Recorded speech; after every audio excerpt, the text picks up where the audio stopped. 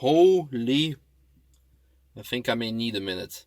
And while I'll do that, have a look what just happened. All right, can I take you for a lap? Oh yeah, I would love to. I mean, this morning when I got up, I didn't think that would be one of the things on today's schedule, having a lap with you. Into the Skyry racetrack. Yeah, gotta warm up the tires a bit. Thank you. That's good you remind me of that. Yeah, usually I'm sitting on the passenger seat and reminding people what to do, but in this case I think I don't need to do that with someone like you. I have to say this track is a little bit easier than the Nürburgring where you do the most laps. But yeah, you can feel the little slide over the damp part, huh? Yeah. Using all of the track. That's good. So, in case you're new to this channel, then I wouldn't blame you if you don't know who this man is next to me, Mr. Tom Kristensen, who has won 9 times the Le Mans, I believe. Yeah, with great teams, great co-drivers. Yeah. Obviously great cars. Also a Sebring as well. Yeah. Yeah. So powers of Sebring. Also a very good racetrack. we're just pretending that those cones weren't there. That's great. I never had so much. Again, for people who are not new to this channel, you should know that me about being instructor and occasionally ring taxi driver, it's very hard to impress me or make me smile, especially if it's not the Nürburgring, the most demanding and exciting track. But this is actually yeah, I had a couple of questions for you, but actually you go ahead. I just want to shut up and enjoy the ride. Go ahead, it's nice to warm the tires here. Yeah, absolutely, we're taking it nice and easy. Oh, there should be space here, yeah. I think so too. It's a nice car. It's such a nice car. It's amazing.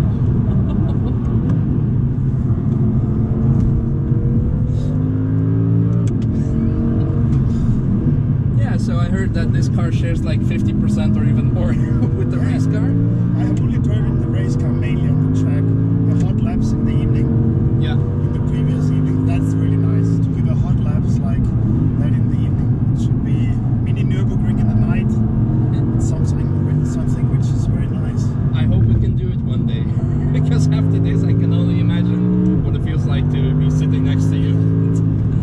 Wow.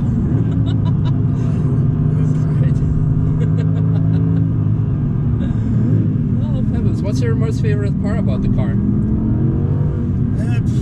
I think from the R8, its characteristic comes directly from the steering, from this.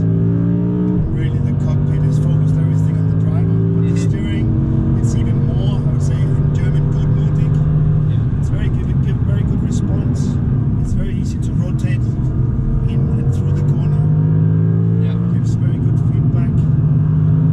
The sound of the engine is always fantastic, of course. And then this car with a facelift, it's very easy to identify.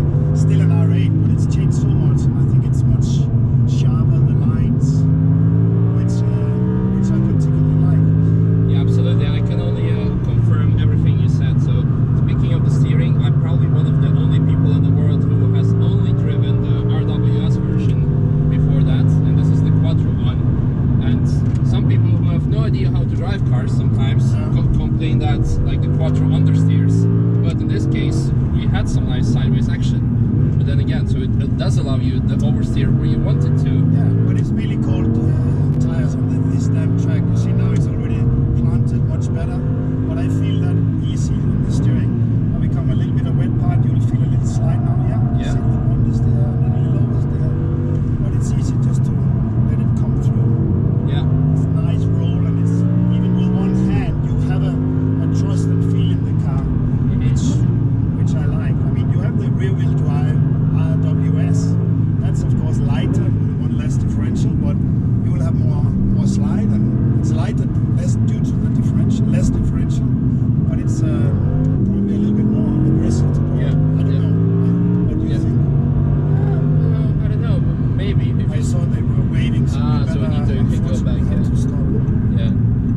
speaking of the sound, I was honestly a bit scared that this car would be less loud than the previous one because of the new regulations with the OPF, but it's actually still very impressive. Very impressive louds, and it's great. And the styling, yeah. I get the point. And the styling as well, it's fantastic. It's great. It's wow. But you're driving. That was cherry on the top.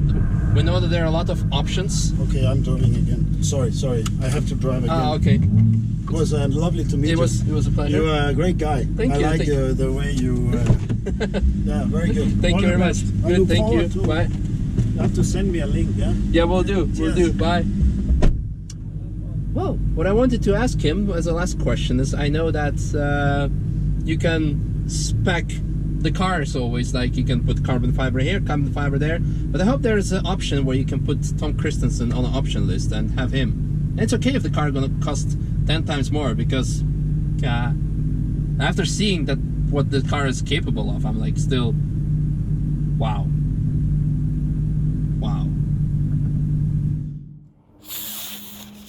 Fucking wow. And I'm not even talking about the passenger lap that you just saw with Tom Kristensen, because I just finished driving at night, and during the day we were driving on Michelin PS4S tires because it was a kind of damp wet, and then it became dry, so we swapped for the Michelin Cup 2s. And wow, if you are going to use this car on a track, mandatory, make sure to use the Cup 2s, and also actually use steel brakes and not ceramics, because ceramics are great for the street, but actually steel brakes offer more performance.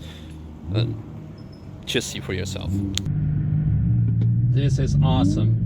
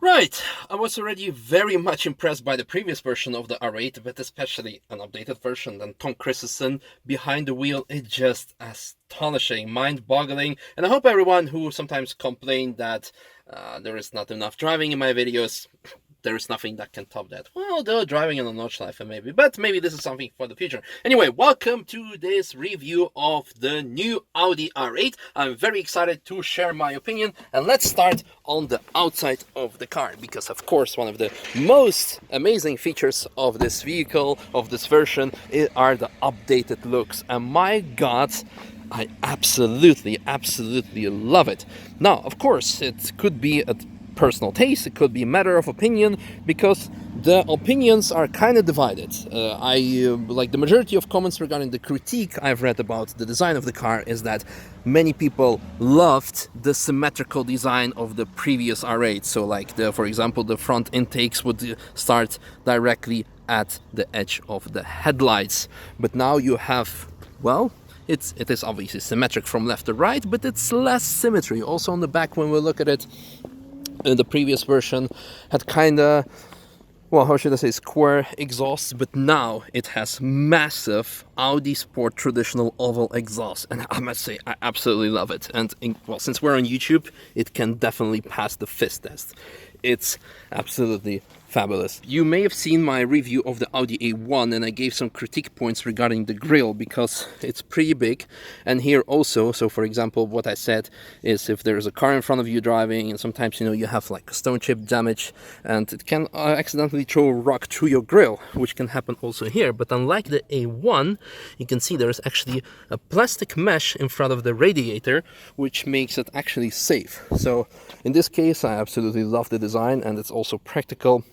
Gives extra air, but it's still protecting the radiator with the extra plastic cover on it. I can't go on and on about the design, but the long story short, I absolutely love it. The updated version looks great. Again, this is a matter of personal taste, but good job, designers of Audi Sport. Then on the back we have a very important element, namely the wing. When I drove the RWS, it was a wingless version, and that was my only point of critique. If you're driving high speeds corners, like for example on Nordschleife, or maybe even on Autobahn, sometimes you have it on unlimited sections, it's kind of bendy, then you do want to have that extra bit of downforce, and that was what's missing. So all I want to say, if you are in the market for the R8 and you want to spec it, and if you do high-speed driving, make sure to get a wing, because it's not only looks great, it also actually works. On the high-speed section of the Ascari circuit, I didn't have a single worry, so to say, or twitchy. It was great. It was planted, so exactly how it should be. While we're still on the outside, I'd like to mention a couple of more things, namely this over here,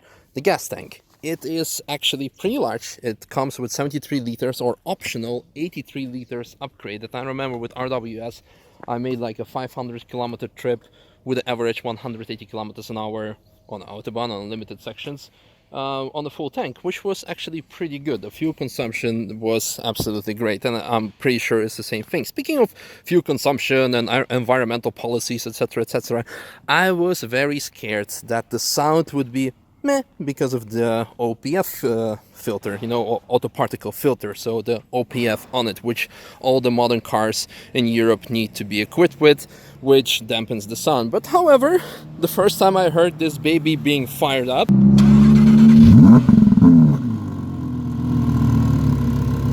I was like, okay, worries done, gone. It's actually, it does sound just a little bit quieter, just a little bit, but it still sounds loud, but without being obnoxious. Because I remember when I had the RWS,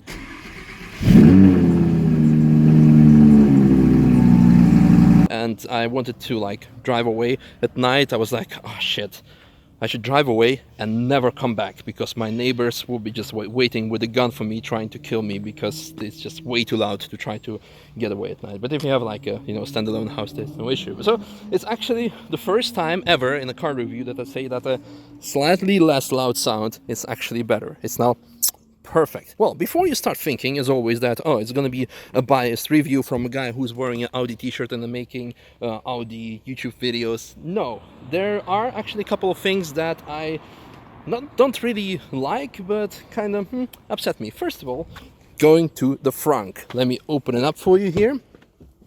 With this nice button, it goes very easy. The thing is, it is pretty practical in terms of the space, of the luggage space, for a supercar, of course. So you can fit a small size suitcase in there, maybe something on top, because you can see that it goes out on top, and there's also like some space for, I don't know, some small stuff. However, when you want to close it, obviously you need to give it a push, which shouldn't be on the Audi logo. Officially you need to use two hands and push it on left and right, but in this case it works. What I'm trying to say is, when I had RWS, it was a hot summer day, and during hot summer days, the major issue with any car, whether a supercar or not, are bugs. So the whole front, you can imagine, is covered in bugs, and when you want to close it, you kind of need to, well, either grab a towel or something, or, well, it's kind of a point of frustration. The only way to eliminate is adding like a button push soft close mechanism, but that adds extra weight. But so then again, the question is, would you want that on a supercar? However, since this is, in my opinion, and the main point of this review probably is that it is probably the best daily supercar out there on the market, and probably you would to add that would be great. The second point of frustration, let's get inside, which is again contradicting my statement of being the best everyday car. Suppose you're having a couple of drinks with you. Where are the cup holders?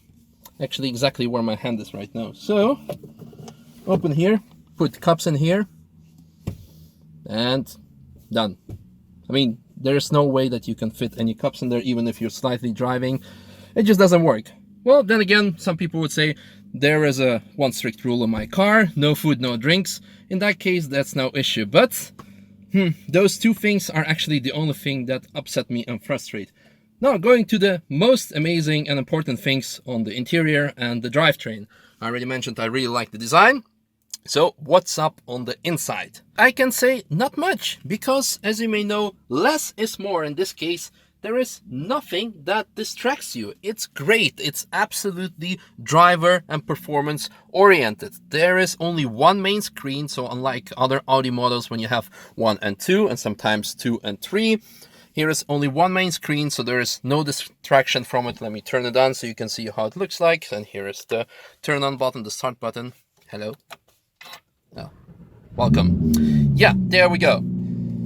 So, traditional wise, I say it with every Audi review, the multimedia, the virtual cockpit is the best invention ever, and I absolutely love it. And especially here, it looks slightly different with the performance view, and then with the casual view, then you have the GPS. And since the screen is pretty big, you have all the necessary information. You can obviously scroll through lots of features to see all the information that you would like to see.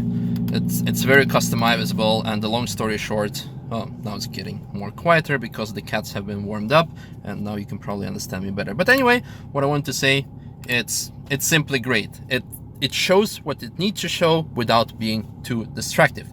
Now, going to the more interesting features, since it's a supercar performance car, look at this nice button over here. When you push it, it goes to performance mode, and when you cycle through it, it actually makes the ESC settings different, so you can have performance in wet, performance in snow even, because it's quattro after all, and performance in dry, of course. So different ESC settings. Audi representative has told us during presentation that the updated version slows down even faster, like 1 meter. It takes, well, the braking distance from 100 kilometers an hour is 1 meter shorter, and 200 kilometers an hour is even 5 meters shorter than the previous version. So they did a good job, and by driving it on the track, I could feel that it's great. It's not intrusive. It's awesome. It's what it should do. So you have all the drive modes, all the drive select. So when you put it in comfort, it's a bit quieter. Then another thing, the pedal shifts are great. I absolutely love them. Again, I also said it in the A1 review that I published recently, that some people are gonna say, oh, I want to have a massive pedal shift. I don't think so, because when they are very comfortable, they're very good, they're very grippy.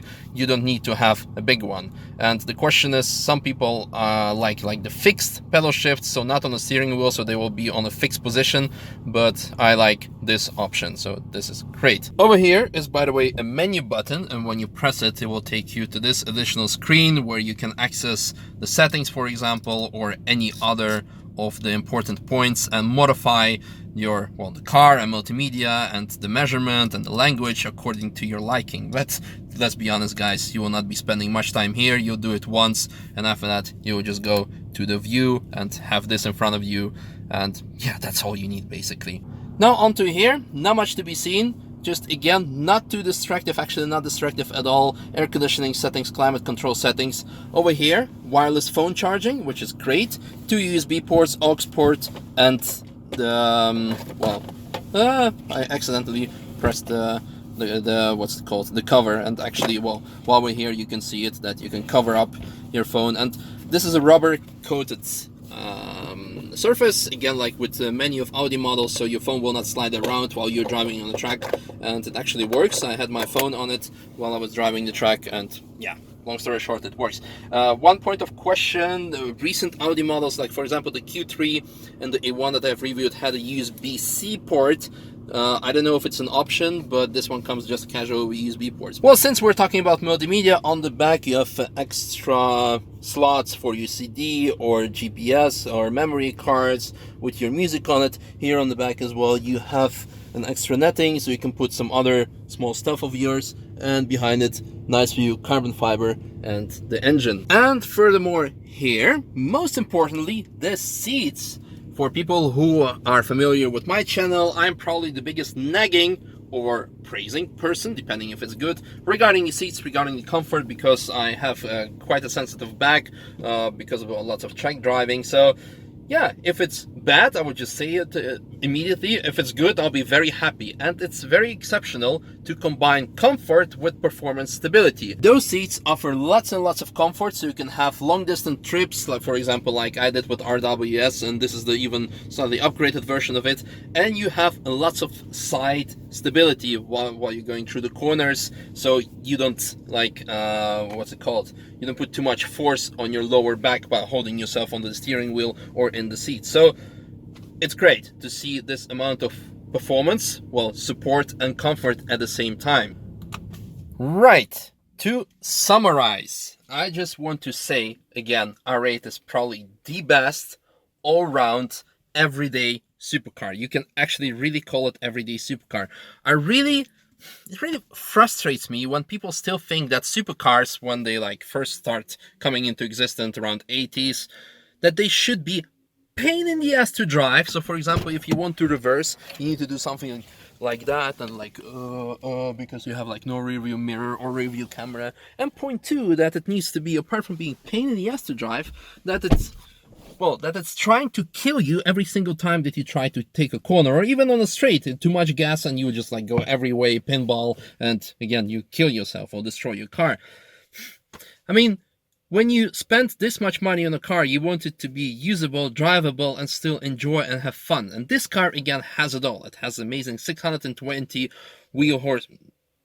horsepower, just casual horsepower engine, which is more than enough. Quattro all-wheel drive, so you have traction everywhere you want it. We were driving out on a damp track, so the traction was not optimal, the conditions were not optimal, but the car was just like phenomenal. It was taking care of everything. It has the looks, especially in this amazing gray or blue color. Well, if you want it yellow or any other color, be my guest. I mean, they all have the fancy color names, but I just call them yellow or gray. So the looks are there, the performance is there, the usability is there, the comfort is there, the support, the multimedia. It has everything, well, except for the cup holders in a decent position for me. But if you don't care going through McDrive, if you're not a racer, but either a racer, and you want to go on a trip, and you just stop at a nice restaurant instead of going through the McDrive and having a massive big can of Coke here that you'll probably spill anyway if you go through the corners, then this car is absolutely for you. The car is absolutely for everyone. In fact, it's so usable and drivable that you can, without being scared, again, because this car is not trying to kill you, you can give it to your daughter for the prom, or even tell her like, hey, have it for a holiday, because it's an amazing car. Everyone can drive it, and if you want to have fun, you just press this little button here, change the ESC settings, well, or switch them completely off, and floor it and enjoy the V10 Symphony. So if I would have the fixed money to spend on a supercar, it would be definitely an R8, because it has everything, the performance and usability. You could even have it as just like a one simple car without a need to have actual daily. At least you need to go to IKEA, but then again, IKEA has delivery services, so that shouldn't be an issue. Well, guys, I hope you as always enjoyed this video. I'm hoping that next season I'll be able to take out this car on the Nordschleife, because that's still my favorite circuit, obviously, and circuit where I feel at home, and then it will be the ultimate test. But I've seen this car being tested on the Nürburgring, so I know it will perform well. But until then, subscribe, like, share. Let me know if you didn't like this video, what I should improve, and if you did like it, let me know what you liked about it, what you liked about this car, and maybe something that you didn't like. Well, what do you think of the design? And actually, the sun is setting down and we're gonna have some night driving, which brings me for another point that I forgot to mention. The headlights of this car are just simply amazing. The performance is everything you wished and beyond that. I had experience with other supercars and I complained a lot about them. I'm not going to mention their names now. Thank you, Audi, for giving me this amazing opportunity, and thank you guys for watching, and see you next time. Bye. I'm going to take it for a couple of more laps.